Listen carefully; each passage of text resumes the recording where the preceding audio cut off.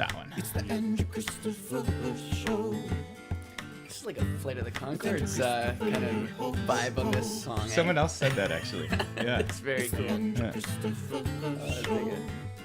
And I could see it for sure. That. Oh yeah. Call it the AC Show. Yeah, we really call it the AC Show. Cheers. Thanks for the Call coffee. it the AC Show.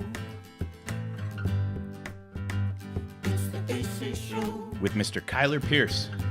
All right. Kyler J. Pierce. Yeah, you can put the J in there if you like. The third artist showcase and back-to-back artist showcase that I'm getting to do, which I think is kind of, I want to get into Who was the this first? I as a missed the niche. first one. Woody did one. Oh, nice. He came out. I haven't seen that. Yeah, and played a couple tunes, and it was awesome actually. Nice.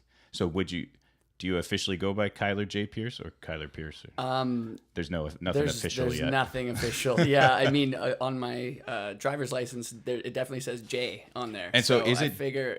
Is it like The Simpsons Yes, J? Homer J. Yes, it's exactly like that. It took me 30 years to find out that figure it was J. And you moved a bush aside and Yes. saw the J Yeah. stood for J-A-Y. And J. I feel very excited about being in the presence of another Simpsons fanatic today. I know, right? Because when you first pitched this, I imagined quite the unforgettable luncheon. I was Oh, yeah.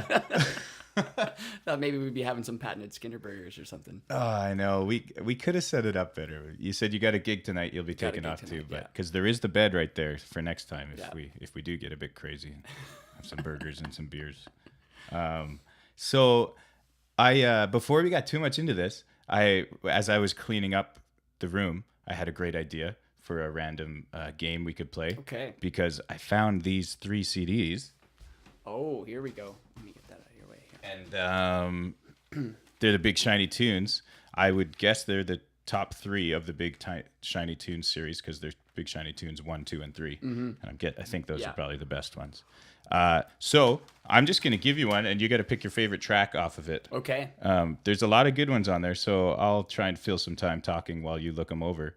But here you go. Here's Big Shiny Tunes 1. One. I identify the most with Big Shiny Tunes 2. I Yes. think that was my Same you here. know, that was kind of my jam. Yeah. As the kids call it. So this one, there might be a few surprise tracks on there. Hey?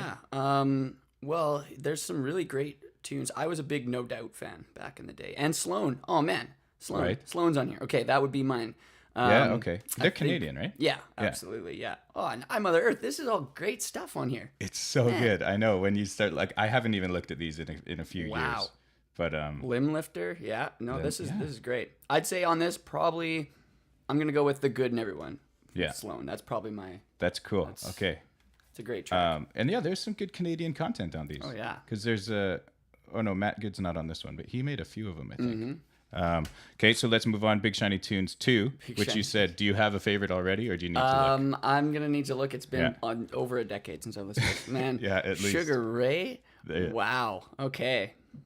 Actually, this might be this is a good one. Number 3 is, but check that one out first. Man. Well, you know what? Walking on the Sun, Smash Mouth. Cool. Right? Yeah, very cool tune. Yeah, Oh, man. This brings me back. I know. These are great, eh? Chemical Brothers. Wow. Yeah. Big fan. So we're going with the... I'm going to go with Smash Mouth because Yeah. you know what? They're making a comeback with the meme world now. So Are they? Yeah, with the meme? Yeah. Oh, yeah, okay. Well, I'll have to try and find one of those and yeah. put it up there. Okay, and then we'll finish it off. Big Shiny Tunes 3. Big Shiny Tunes I like the looks of this one, so Okay. you'll appreciate some of those too. Oh wow. Get Yeah, the Radiohead fast- tune on there. wow. There's Bare Naked Ladies. Oh, and Beastie Boys Matt for Good. sure. Beastie Boys. Oh, yeah? Yeah. Are you a big fan? I'm a big Beastie Boys fan. Interesting. Yeah. When Hello Nasty came out, I was like, well, I had License to Ill kicking around in my cassette collection. Yeah. And Hello Nasty was probably one of the first CDs that I managed to buy with, like random mowing the lawn money or Yeah, something finding like that. change in the couch. Yeah, and it's like, okay, you're gonna go buy this. So there you go, you guys. The first edition of Perfect. Big Shiny Tunes game.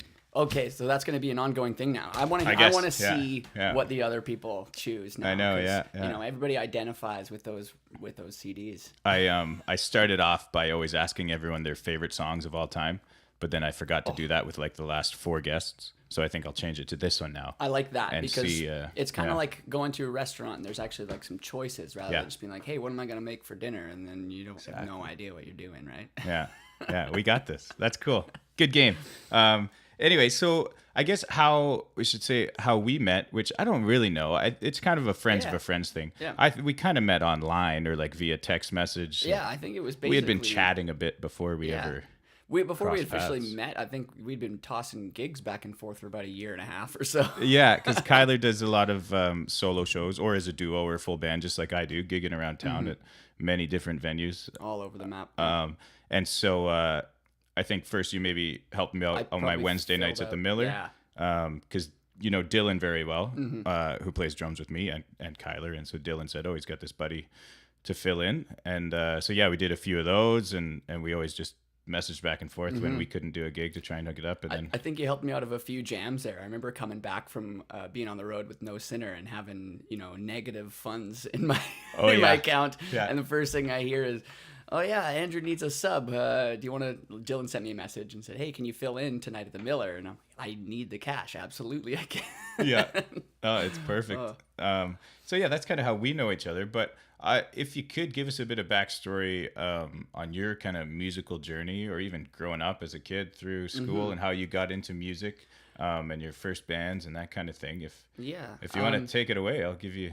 Yeah, I mean it's kind of a long just kind of trudging through the mud of playing kind of story. Yeah. I grew up being surrounded by music. So my grandfather was a professional musician for a lot of his life. By the time I was born, he had been, doing auto body work and everything, but the band was all still going all the time. So he cool. had a family band. So my dad was in the band, my uncles were in the band. It was a country show band essentially, right? Oh yeah, nice.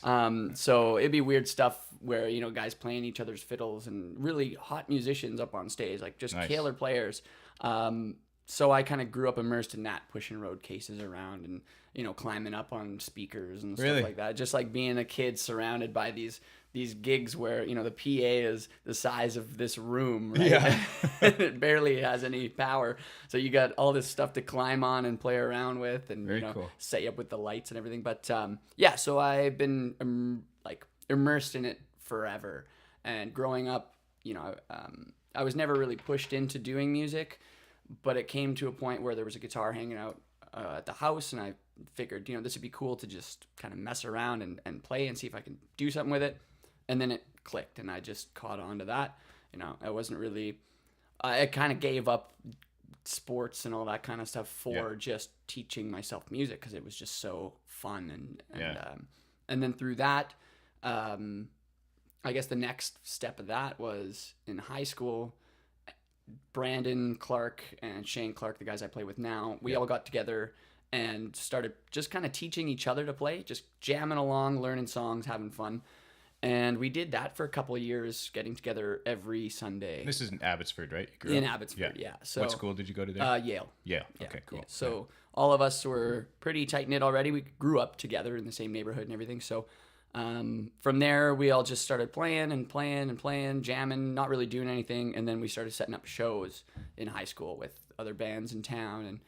And it just kind of steamrolled from there to just constantly setting up shows and not really looking back and not really having a plan, just kind of having fun and playing. Yeah. And that kind of brings me to that was the evolution of Harma White. That was how we So Harma became White a was your band. first band. Yeah, actually, yeah. It's like the first group of guys I started playing with, and that we're was still playing Did you say together. grade 10? Yeah, it's been it's been almost 15 years now. That's unreal, man. Yeah. Yeah, that was grade 10 was by the time, we'd kind of started doing the Sunday jams at Cool. my place Yeah. sort of thing and at Brandon's place.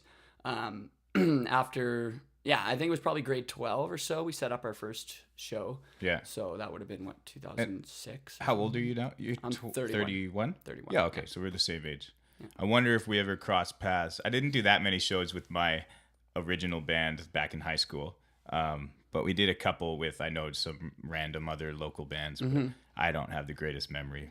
But I remember seeing your guys' names plastered around, seeing them part of my striptease yeah. stuff, in the later years. And all Well, that. But what and was the first band? there What was one the- before that. We were called Argyle. And Argyle, it was a bunch okay. of guys from high school, Yeah. but from Agassiz. Okay. And we did a couple.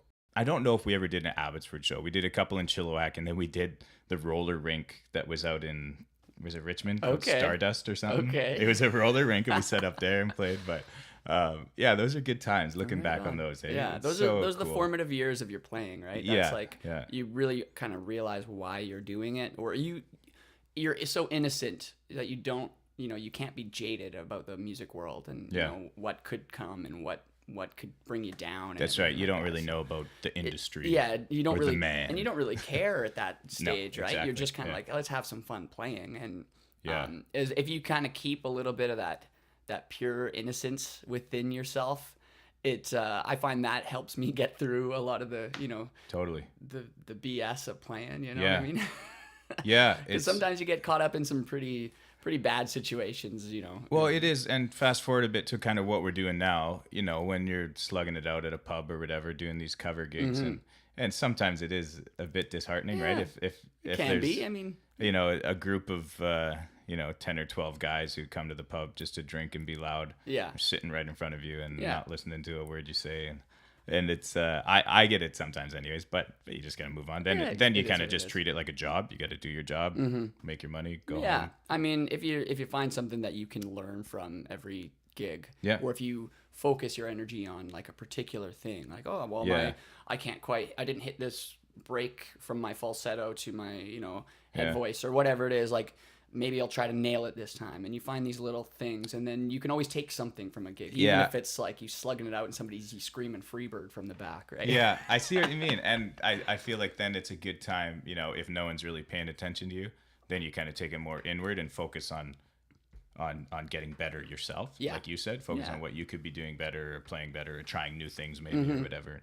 Yeah, instead of strictly connecting Yeah. with the audience and putting it out that way. But yeah, anyway, so back to kind of Harma White stuff. I do have a track loaded up here Okay. from your first band. So I picked Whiskey and Oh, Gasoline. cool. That was a little later in our recording Is it? process. Yeah. So we put out an EP called Reptile. Yeah. I did way listen to back those in too. The days. Yeah. So Yeah. we recorded all of that stuff ourselves, just in the basement and kind of Yeah. thing, just all scattered all over. And then what we did after that was we had been playing shows. We'd probably played a few hundred shows, been together for a few years, kind of thing. And then we decided to drop a few bucks and go into a studio, cut everything live off the floor. Nice. And we did this track, a couple other tracks, and then a cover as well to enter to some sort of radio like cover contest. I can't remember what the station was, but they were Yeah. doing like you submit a cover of a song and they might play it and whatever.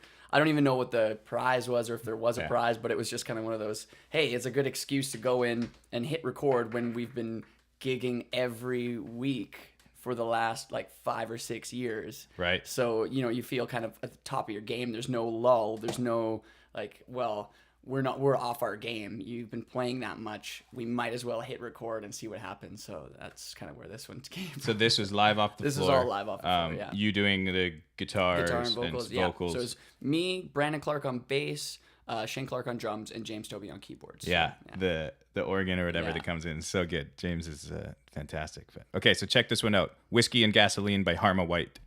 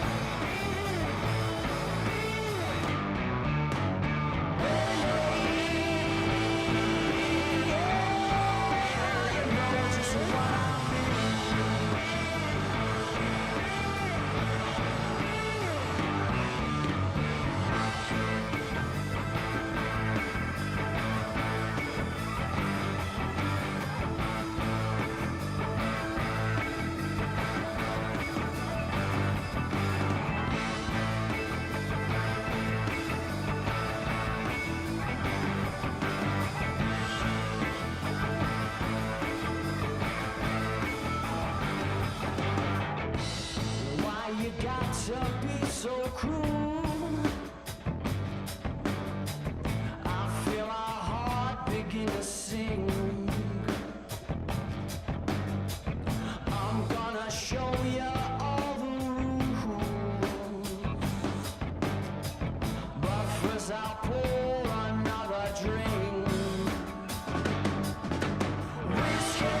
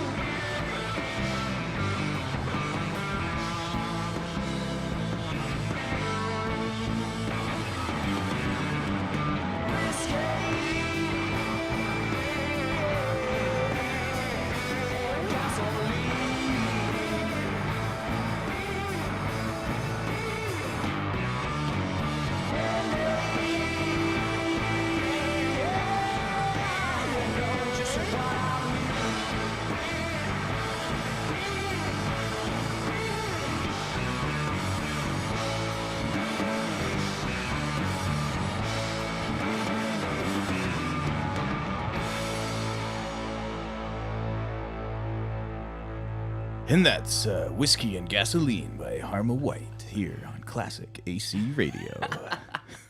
It's a new thing I do as You well. got the radio voice. I like it. Man, that song fucking slaps. It is so cool. Yeah, as you said, just live off the floor. Like it's so some of the little runs that you guys do and the different timing is so Yeah, fucking it's fun. You It's guys like, are good players. Oh, thanks, man. And I'm like, I have not seen you guys live yet.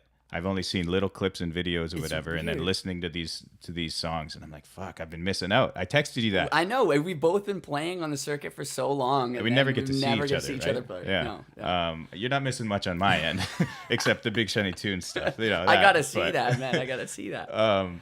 But yeah, that's such a killer song. I remember I'd message you and I was like, I can't believe I haven't listened to this music until now, and it's been out for so long, and because I love it. It's just really groovy stuff, right? And- We're terrible at promotion too. We just I kinda, guess, we yeah. just kind of put stuff out there and tell people like, hey, you should go check it out, and like And it's then usually that's word it. of mouth, right? Yeah. And then that's about as far as we go. But and I mean, it's because you guys do it, like you said, for the love of the music and Yeah. loving these songs and the way you're writing them and that. And then once you get it there, you're happy. Yeah, I mean, you've done it. there's no like You can share grand, it with there's your no closest friends. big huge dreams of getting this stuff on radio or anything. It's Yeah. just let's just make music and have fun. And Yeah. I think there's a lot of that side of things that a lot of artists I know today, because I still see so much of it happen. They miss this. They miss that mark. They miss the reason why they're doing it, right? Yeah. Or maybe the reason is different. You know what I mean? I can't say, but Well, it is because, there has to be kind of two sides to that coin. Because some artists are driven just to get on the radio and get those big hits. Absolutely, yeah. And because if that's your dream, then yeah, you do have to follow certain ways. That's the easiest way to do it. Some stuff like this could get you famous, for lack of a better term. But if you're looking to get that big record deal or to get the attention of the pop industry, exactly. Maybe it is a good idea to go about it that way, right? More popular produced songs, and then once you get there, you get that record deal, you make some money, and then you can start writing your own and producing it a bit more your way. Yeah. But yeah, it's tough because you never want to. You never want to lose yourself in it, right? Like, No, that's it. Yeah. But you also never want to pigeonhole someone and say you're doing this wrong. Don't write Yeah, this song no, this totally. way because you're losing Yeah. yourself, or don't write it that way because you're, yeah. it's too true to yourself, and you got to give and take a little bit, right? Yeah. It's tough, and it's all just comes down to personal choice, I think, right? Totally. Yeah. So I wanted to talk a little bit about, you took a trip to Ireland touring with a band, right? We did Europe, so we ended up All of Europe, driving or through a like lot of Europe. Yeah, we ended up driving through somewhere in the neighborhood like 15 different countries. We played in about 11 of them. How long ago was this? This was 2016. Frick. Yeah, 2016. That's crazy, man. We were gone for a month, so we were gone for the month of October, and with a band called No Sinner, which I was just telling Andrew. That song was actually just totally inspired by this song by No Sinner called Mandolin, and I was just obsessed with it. I'm like, I gotta You were write something. fans of this band. Yes, it was my before you went out favorite with band them. in Vancouver, right? Like my favorite band that I could go see on Yeah. a weekend kind of thing, right? Yeah. And so we'd make trips out, and then eventually Brandon got picked up filling in on bass for a tour, and they went down in the States, and Okay. they went to Europe and did that, and then came back, and I think there was, people were doing doing things, doing different records and whatever. So her band kind of, everybody had different notions of what they wanted to do. It was So a female fronted. yes, band. Yeah. Colleen Renison, she's incredible. Yeah. So yeah, we got a call in whatever that was, April or something like that, 2016. Hey, we're looking for a guitar player. Brandon said, you'd be down. Do you want to do Yeah. it? I'm like, yeah, cool. That sounds great. She's like, yeah, we got a couple of gigs lined up. Going to go across Canada. Well, we were going to Manitoba to play Minnedosa Fest with Our Lady Peace and Nice. and some stuff, some like really cool bands there. So we went and did that and came back. And then about a month later or so, 2 months later, we ended up flying over across the pond and playing Europe. And yeah, yeah. we went through Spain and Italy, Germany. We played in Norway, and played in the Netherlands. What was your favorite country Oh, I mean, it was or favorite gig? Do you have like a yeah. favorite gig of the tour? Yeah, we played Show, I should So when we flew into Norway, it was a crazy gig. So we flew in. Brandon couldn't find his passport, so we were already delayed. Luckily, he found it. We had already, gave him hugs goodbye, being like, "Sorry, dude, we'll see you later," kind of thing, right? And he found his passport super last minute. We get on the flights. The flights are all delayed. And then we get into Norway. Our gear doesn't show up. Our gear shows up literally 5 minutes before we get on stage. So we're stressing the whole time we're there. Yeah. And then, so then we play our set. And after getting off stage there, Colleen comes up to me and she says, "Hey, so we're doing a solo acoustic stuff of my material." And I'm like, "Oh no, I haven't played this stuff and it's probably been like 6 months since I've done this stuff with you." So I had to, just crash course myself on a bunch of different songs. But anyways, we got up in the morning and we played this little, it was in this beautiful old-fashioned hotel in Norway. It's called the Gloppen Hotel, I think it was. And it was just so cool. We played in a little like breakfast nook, like where they'd serve brunch, and like very Victorian sort of looking hotel. Very cool. And it was all seated, small PA. It was just me and her acoustic guitar and her vocals. And we were running through the songs before we got up on stage, and just playing through. Some of her songs are very super personal songs. So she's starting to well up. It's getting a little, a little too personal. She starts crying when we're rehearsing. She's like, "I don't want to do this one. It's just too much, right? Too much." So, Wow. And I just said, "No, we're doing it. And we're gonna do it last because we're gonna get everybody in this room feeling that vibe." Because it had me like almost crying, right? Like, and so then we were playing through the set, and sure enough, last song comes. We start playing, and she's just like tears just running down her face while she's playing. Same for me. The entire room is just like quiet, other than sniffles, because people are just crying with us while we're playing. What was the song about? It's this song. I believe it was the song "We're Getting Married" is what it's called. It's one of Colleen's originals for her solo material, and it's just a very like touching, like heartbreak sort of song. Yeah, okay. Like it's really, really sad, really personal, and it was incredible though, just having a room just totally involved in every aspect of the song. And then and that was probably, in terms of the highlight of like the connection with the audience, that was it. There was many killer And what was the biggest venues. party? Oh, the biggest party. That whole tour was a party, man. Was It it? was wild. I bet. We Man, we I'm were so jealous. we were just, we'd be driving to a venue with a couple cases of beer in the back, and it was chaos. But Yeah. there were some really cool places we played. So we played King Tut's Wawa Hut in Glasgow, which is a super famous like venue that just has so many incredible artists that have played there, like up and coming artists that now are chart topping, festival sellouts, just Wow. massive bands. They've had like Hozier and Radiohead Oh, yeah, and yeah. like just in like you name it, they've had them through there. There was like that was a really great show.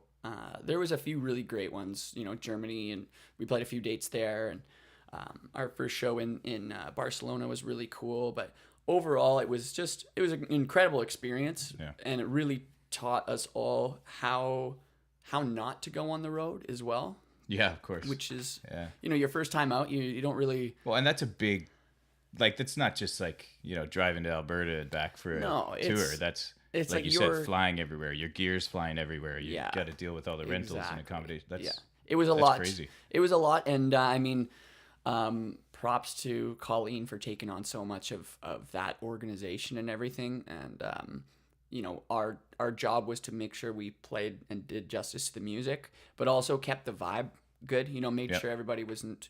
You get a little bit of cabin fever when you're trapped in a van with the same people for that long, and Yeah. and there's no real downtime. People seem to glamorize the being on the road, but really, when it comes down to it, you see a lot of gas stations, a lot of highways, and a lot of green rooms. Yeah. So when you make some time, when you have a little bit of time, you got to make the best of it, and go see the sights, go check out a few things, just to kind of reset and realize where you are, because otherwise, you're just gonna think you've been in a van for a month, right? Yeah. Man, that's a pretty cool experience, though. I mean, Yeah. That's, once in a lifetime thing, hey, for Yeah. sure. So, that was No Sinner. Are they still active playing? Colleen is still playing. Yeah. Actually, we're gonna hang out and make some music. I had her in the studio a little while ago, and we were just hanging out and sussing through some ideas. But so everybody there is still musically active. Yeah. In terms of that group, No Sinner is Colleen. Like, she is the heart and soul of that. She's got some key songwriters that are incredible musicians that she works with that are all doing their own solo things now as well, and playing with other groups. So, you can only hold people down into one project for so long before they have to move on and do their own thing. So, Right. I know Colleen's still active. I know, one of her songwriting friends and a friend of mine, Parker Bosley, is doing his solo thing. Eric Campbell is doing his thing. So we were just kind of like a hired band. We created a band around her and played the songs that we actually hadn't been on the recordings or written. Brandon was the Right. only one who'd been on a few of the tracks there. Yeah, okay. But it was a great experience, because I really like that side of things. I think that's more of where my heart lies, is being able to come in with an artist and say, like, hey, I can play these, I can give you some ideas, but let's roll with your creative flow, and just, I can try to supplement that, try to add, not take away from the song and overdo it and let my ego get in the way. I want Yeah. to do the song justice, and that's my favorite part. So And so, because kind of moving on, well, Harma White's still going on, but towards more recent stuff, you have, like, so you're running your own studio out of Abbotsford. Yep. Is it actually called Moving Day Studios? that's what I've been calling it. It's just- again, it was one of those things. Nothing where official. I was moving my Yeah. studio from one spot to another, and I thought, wow, moving day sucks, and that was like my tagline. Yeah. Like, I'm just gonna call it moving day, because moving day sucks, man. Yeah. And so you've been working with a lot of local artists, Yeah. recording Yeah. few different bands and projects. Had my buddy Ben Cottrell in there, Yeah. who recently was on The Launch. That's right. So good on him. His songs, the songs that we cut in my basement, are up to 100,000 streams, which is really So great. good, man. Yeah, Yeah. that's good for your resume.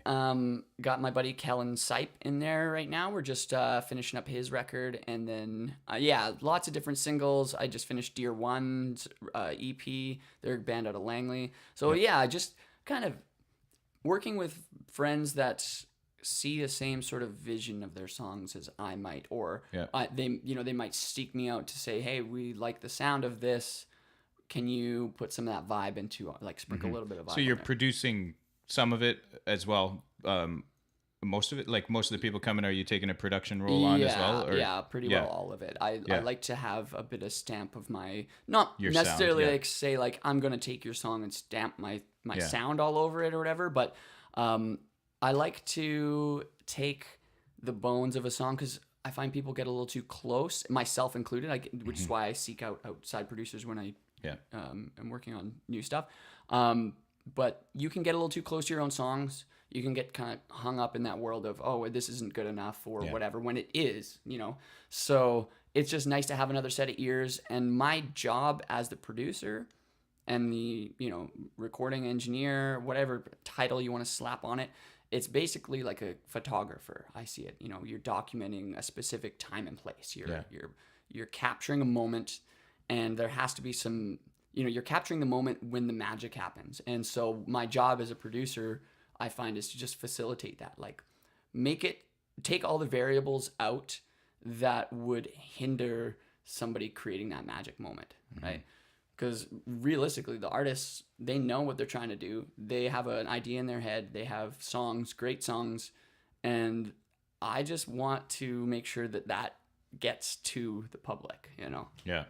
And it is. It's not a job everyone can do, or it's a job I think everyone could do, but to do it well, there is certain people who can take that song and produce it, to actually help make it better without writing the song themselves, which is, I think, where a lot of people get lost between the songwriting and producing, and how they're different and how they're similar.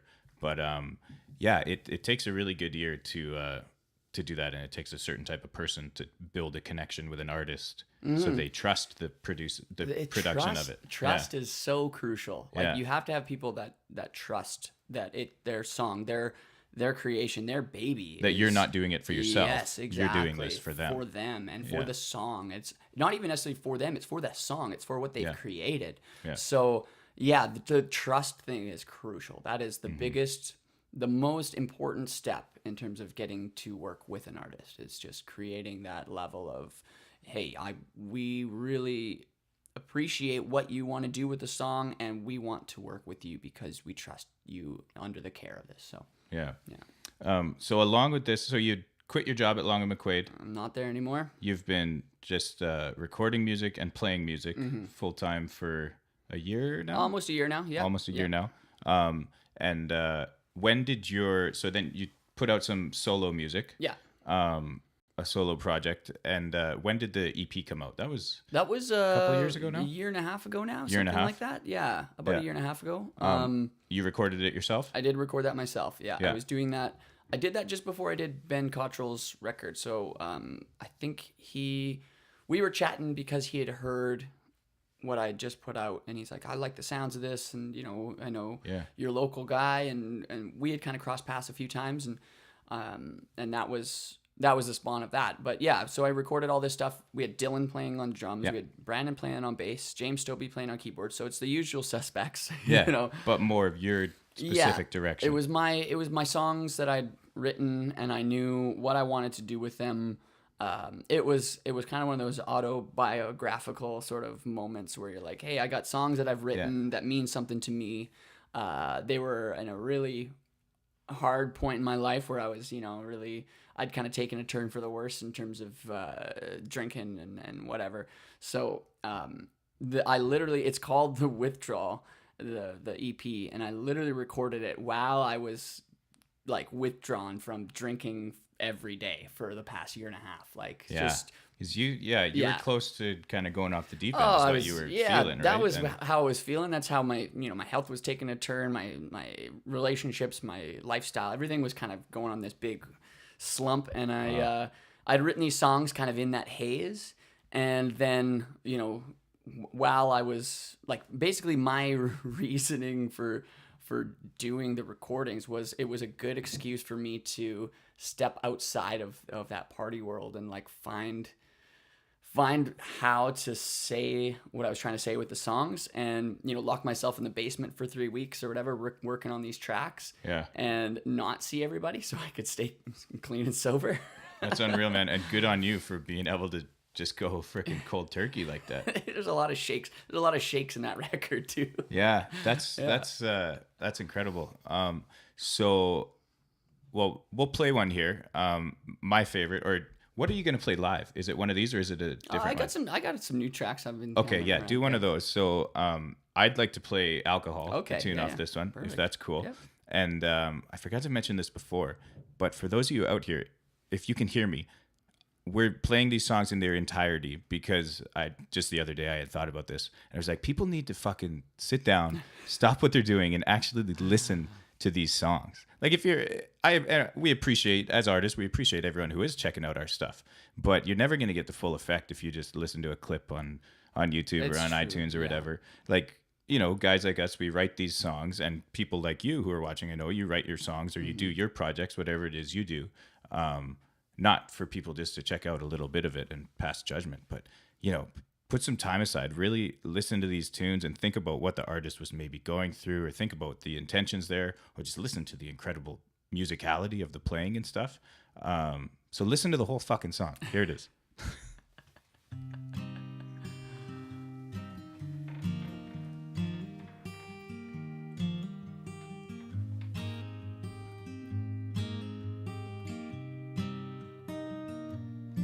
From the beginning of October, I was anything but sober. Packing light, learning to sleep alone. And I rang you once or twice. This broken heart's as cold as ice. But you're never there to pick up the telephone. And I will call your name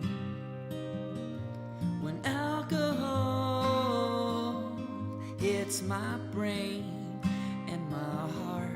And if I start to fall again, well, I hope you never hurt me at all.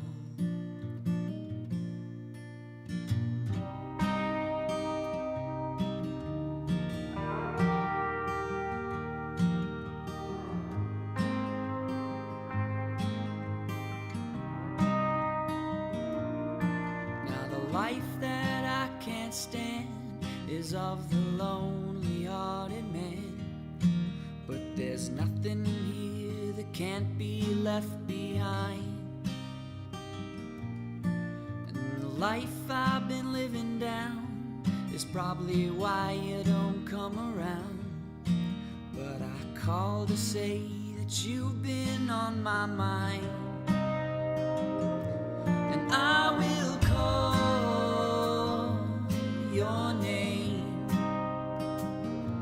when alcohol hits my brain and my heart. And if I start to fall again, well, I hope you never hurt me at all.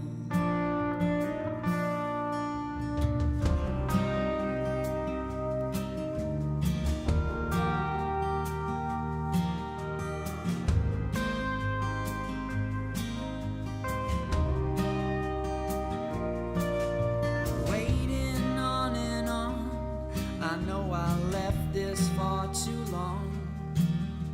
And now you sit 1,000 miles away, and you won't feel a thing, even when I start to sing of all the things I called you up to say. And I will call your name when alcohol hits my brain and my heart. And if I start to fall again, well, I hope you never hurt me at all.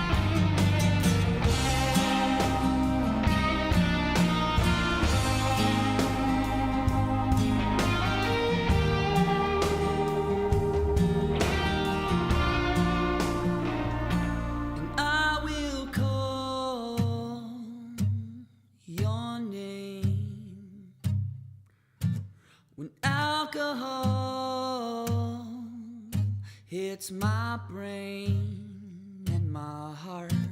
And if I start to fall again, well, I hope you never hurt me at all.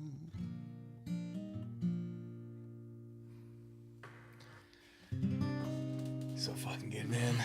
That's the thing I love about music is, and like I just love listening to music. And like I said, actually listening and paying attention. I know it's different for you because it's your song, but from an outsider, just taking and thinking about the emotion of it. Like the emotion of music is unreal. Yeah. Like you can feel so many different parts in songs that create such an emotional impact, and you can feel the hurt or you can feel the joy or whatever.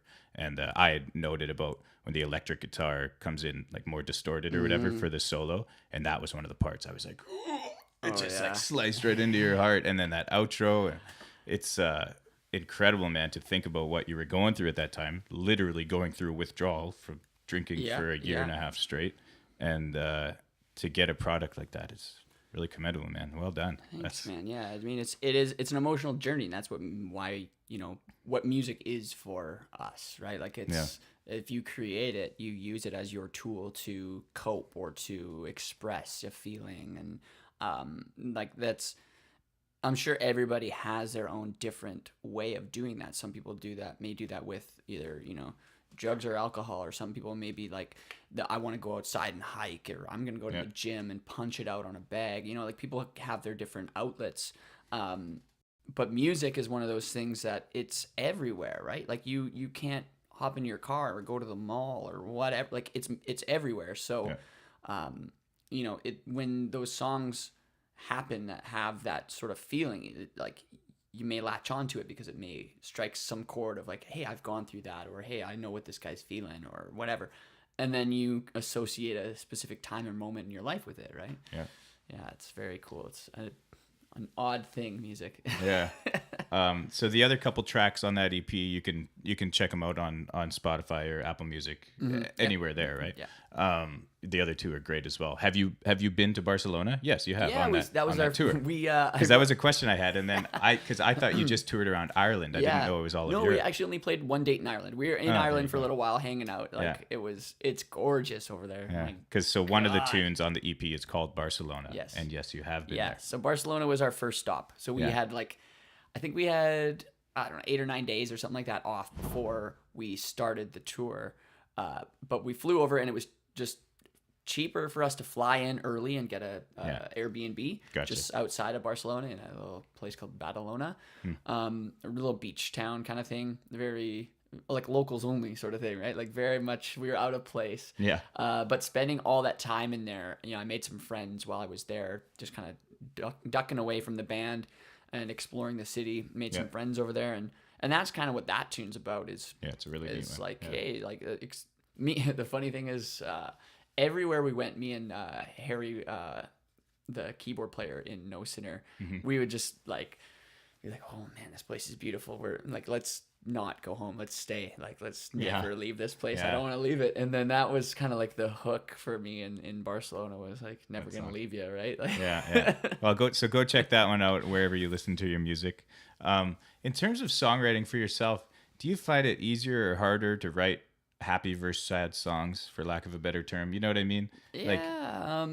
That's tough. I do find myself tend to leaning into more of the like emotion of like a sadder song typically. I think that's I'm not going to say like I haven't written a bunch of happy tongue-in-cheek songs as well, but they don't seem to have the same effect, in terms of my connection to them. I think it's the emotion. It's so much easier to portray a sad or a heartbreak emotion because they're honest than it is happy, right? Because I don't know, it's weird, but because I find that as well, it is easier to sometimes connect I'd be with those shit emotions. at writing like kid songs, you know what I mean, happy pop song or whatever. But then because it's not just happy versus sad. No, because like the Harma White stuff, it's not happy all the time or whatever, or like that one, but it's not a sad song. No. Except for that sucking the balls of the serpent that blinded me. Yeah, that's our way of getting around copyright issues for doing somebody else's song. Anyway, yeah, that's really cool, man. It's you've written some amazing songs. So if you want to check out more of Kyler's stuff, the Bandcamp is best for Yep. Harma White tunes, Yeah, right? all of our stuff's up there for free. You can just download it or Yeah. listen to it on your own accord. And then some of your solo stuff, you said you're close to releasing even more. Yeah, I've got 3 songs in the bag right now that I'm just waiting to get the finalized sort of stuff sorted with that. So there'll be some new music coming out in the next little while. It's been a long time coming. I know I've been slacking on that, but it's Yeah, for 'cause you're for working working. on other people's stuff, right? Yeah, it's tough. Yeah. But yeah, I got some new stuff coming out. Hopefully drop a single before summer's done here, and then the rest of them will follow shortly thereafter. So Yeah. And where do you like to connect best if someone was looking to record some tunes or wanted to check out the studio? Instagram just or email Instagram. or whatever? My website is just KylerPierce.com. Like, Okay, cool, I yeah, got I'll all the tag stuff that. on there. However you want to.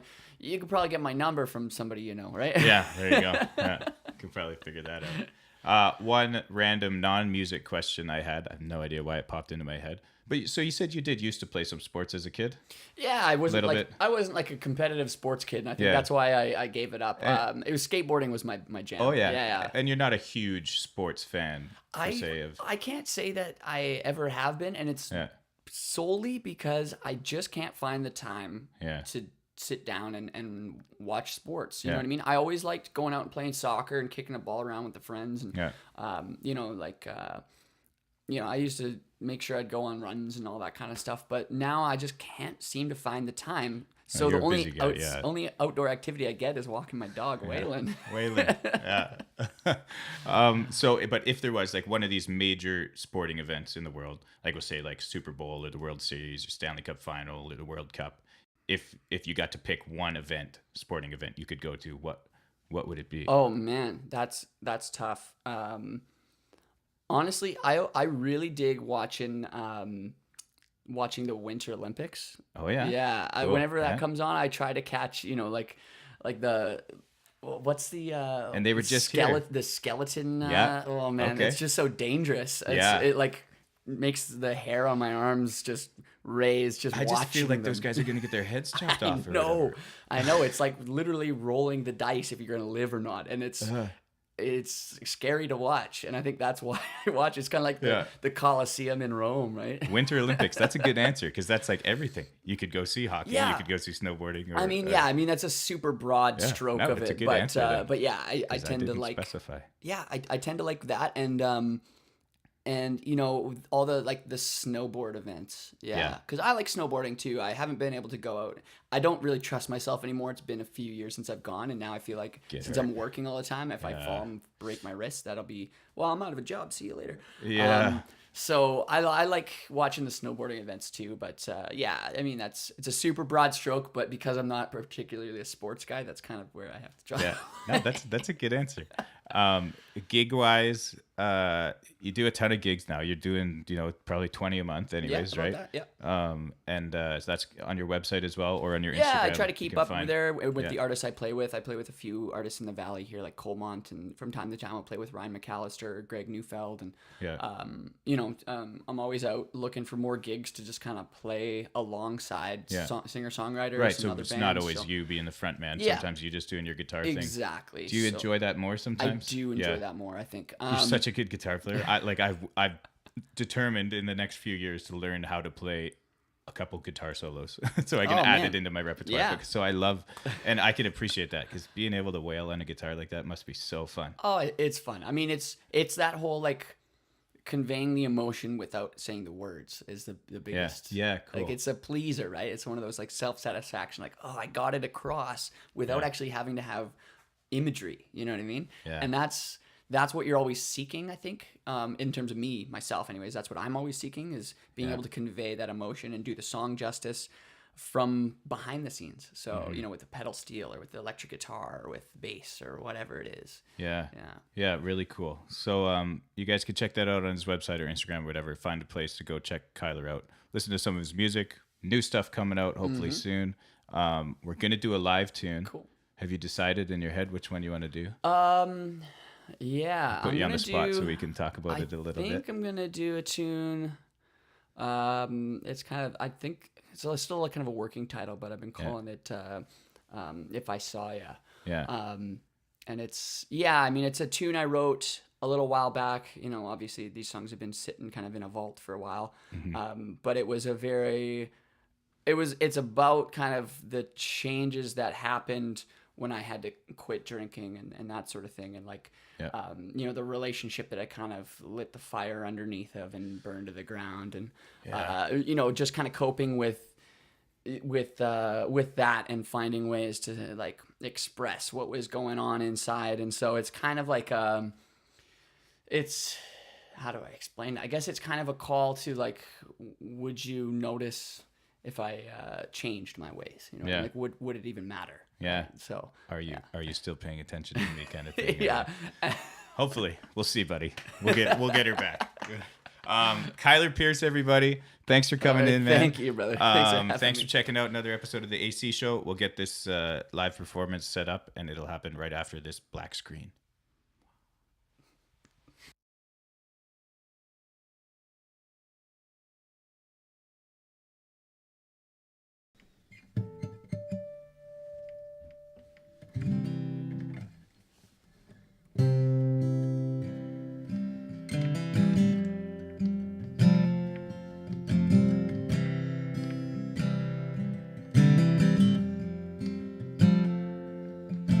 We used to talk almost every night on the telephone, in the bedroom, on the phone, or in the hall.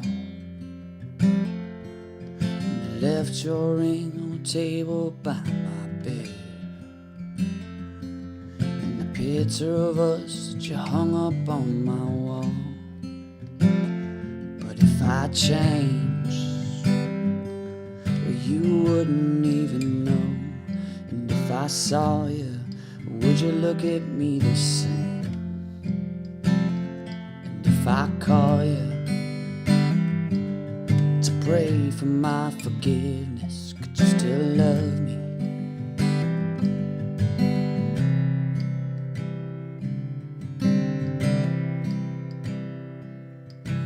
We used to talk for hours at night, my dear. All the plans we made to head out on the road. You said we'd drive for miles, but we got nowhere. So if you call to break my heart, make it slow, make it easy. Take it easy on me. And if I saw you, would you look at me the same? And if I call you to pray for my forgiveness, could you still love me? Could you still love me? But if I change, well, you wouldn't even know. And if I saw you, would you look at me the same?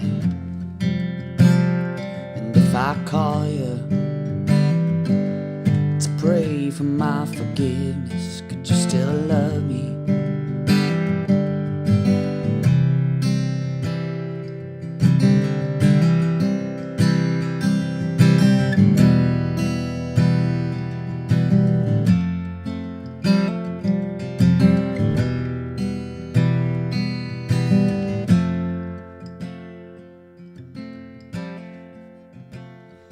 If I change, well, you wouldn't even know. And if I saw you, would you look at me the same? And if I call you to pray for my forgiveness, could you still love me? But if I change, you wouldn't even know. And if I saw you, would you look at me the same? And if I call you to pray for my forgiveness, could you still love me? Could you still love me? Could you still love me? 'cause I'm the one to blame.